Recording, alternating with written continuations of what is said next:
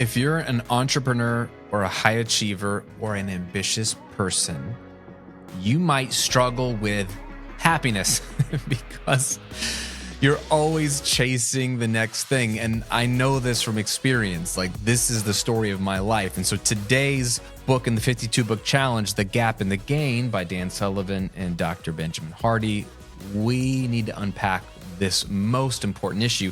This is probably one of the most helpful and honest books I've ever read for entrepreneurs and high achievers. Quick story. Like, this book was recommended to me about a year ago from a coach and a friend when I literally messaged him and said, look, I'm struggling because I have so much. I want so much. I'm trying to be present with my family. And yet I want to chase these new things.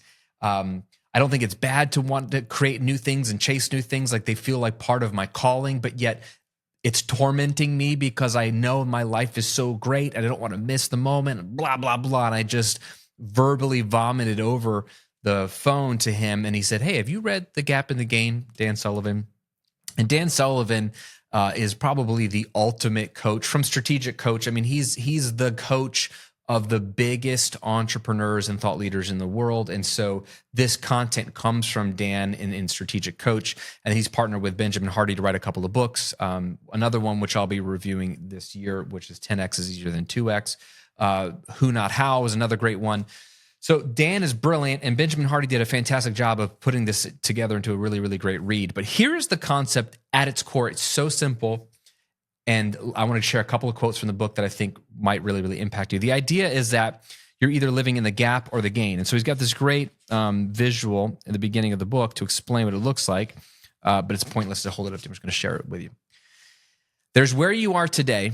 You're a certain level of achievement, progress, whatever, whether that's in a weight loss goal, whether that's in a financial goal, whether that's in a career endeavor. That's where you are today. There's where the ideal is, where you want to be. And there's where you started below you, right? That's true for all of us. We're somewhere in the middle of our ideal and where we started. The difference between where you are and your ideal is called the gap. It's the gap you have to cross, the gap you haven't reached yet. Like, you see the ideal. I want to lose the 100 pounds that I want to lose, or I want to become financially independent, or I want to have $1 million a year business, or whatever it is. That's the ideal, and you're not quite there yet. So if you're seeing the ideal compared to where you are, you're focusing on the gap, not enoughness. The difference between where you are today and where you started is the gain, how much you've gained, how far you've come. And so the premise of the book is so simple. Most entrepreneurs and high achievers are unhappy because they're in the gap. They are focused on the difference between where they are today and where they want to be. Whereas the key to happiness and satisfaction, and actually more achievement, ironically, is to not focus on the gap between where you are and where you want to be, but focus on the gain, where you are and where you've come from. Wow, look how far I've come. Look how many pounds I've lost. Look how much money I've been able to create and wealth I've been able to create in my business. Look how many people I've been able to impact so far in my journey. And so the whole premise of the book is trying to help you get out of the gap and get into the gain. But let's see if this resonates with you.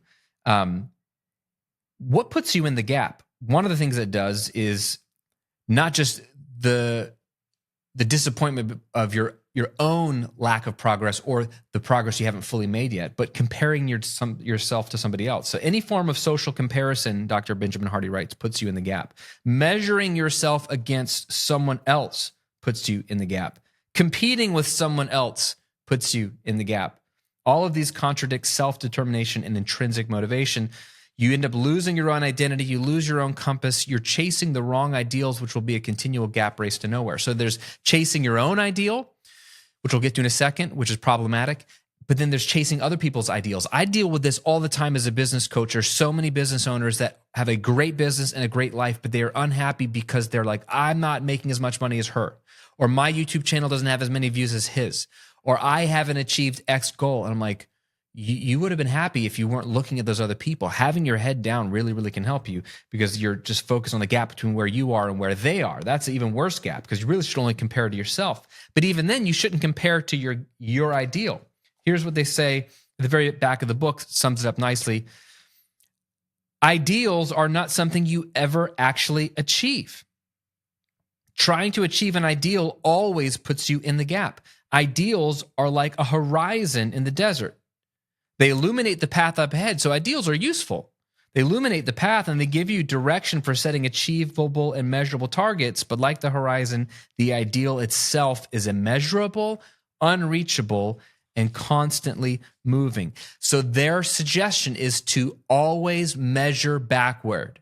Always measure backward. Never measure forward. Gosh, I'm not there yet. I'm only making $100,000 a year in my business. I'm not making $500 yet. No. You measure your $100,000 a year business to when you were making $30,000 a year working at your corporate job. Like, dude, I've come a long way. Always measure backward. The ideal sets the direction and the motivation. I want to pursue this, but you never actually arrive at your ideal. That's the nature of an ideal, because as soon as you get there, the goalpost moves. So don't measure against the ideal, or even worse, measure against someone else's ideal. Rather, measure against your gain and compare yourself to where you started and where you came from. There's a lot of great exercises, stories, and examples and strategies to help yourself get out of the gap and get into the gain. I'm including the 3-win strategy, which is worth the price of admission. It's very, very simple. A lot of good science. Dr. Benjamin Hardy is a social psychologist, and so he's got a lot of data to prove sort of the way our brains are wired. But the concept is simple, right? You get it.